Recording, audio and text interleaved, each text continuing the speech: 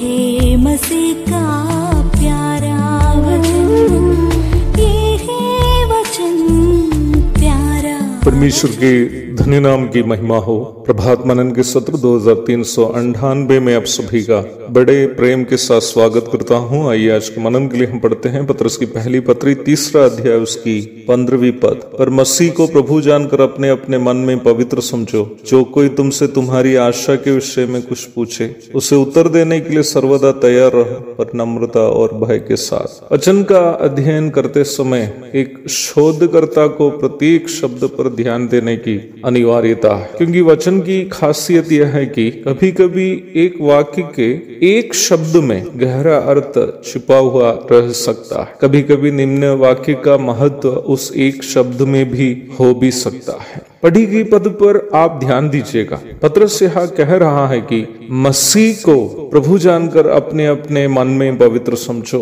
मसीह शब्द बाइबल में अत्यधिक महत्व का एक शब्द है। यह शब्द इस्राएल के लिए परमेश्वर यहोवा के द्वारा वादा किया गया उनके राजा को सूचित करता है। पुराने नियम के सभी पुस्तक प्राथमिक रूप में मसीह के बारे में दी गई भविष्यवाणियां हैं। नया नियम प्राथमिक रूप में हमें यह सिखाता है कि मसीह के बारे में पुराने नियम में जितनी भी भविष्यवाणियां दी गई हैं वे सभी भविष्यवाणियां नासरी यीशु में पूरी हो जाती है। मसीह परमेश्वरत्व में द्वितीय स्थानीय अथवा पुत्र है और वह सबको सृजने वाला वचन है जो शरीर धारण किया है। यूहन्ना अध्याय 1 से 3 तक और फिर 14वीं पद। और यही मसीह हम जिस धार्मिकता वास करने वाली पुण्य भूमि की चर्चा कल की थी वहाँ युगानुयुग राज्य करने वाला है। अब पत्रस बता रहा है कि इस मसीह को जो राजा है हमारे मनों में पवित्र समझो।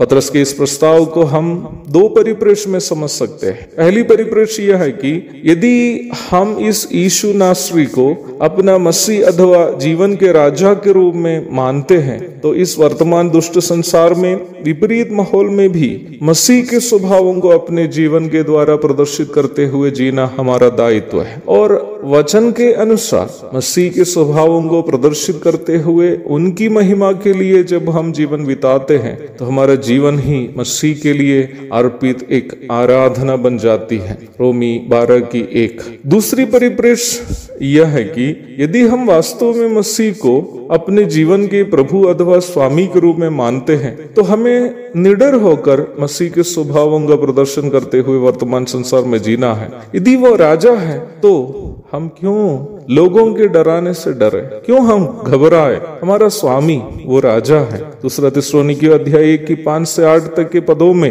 हम इस प्रकार पढ़ते हैं। ये परमेश्वर के सच्चे न्याय का स्पष्ट प्रमाण है कि तुम परमेश्वर के राज्य के योग्य ठहरो जिसके लिए तुम दुख भी उठाते हो, क्योंकि परमेश्वर के निकट यह न्याय है कि जो तुम्हें क्लेश देते हैं उन्हें बदले में क्लेश दे, और तुम्हें जो क्लेश पाते हो हमारे साथ चैन दे।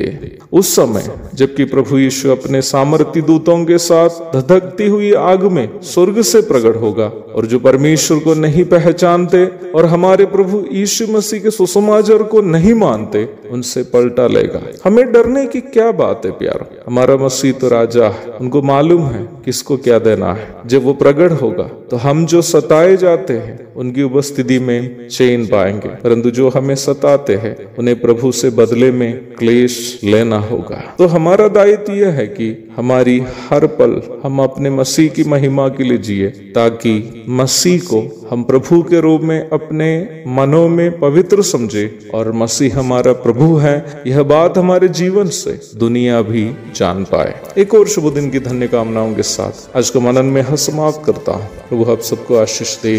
आमीन।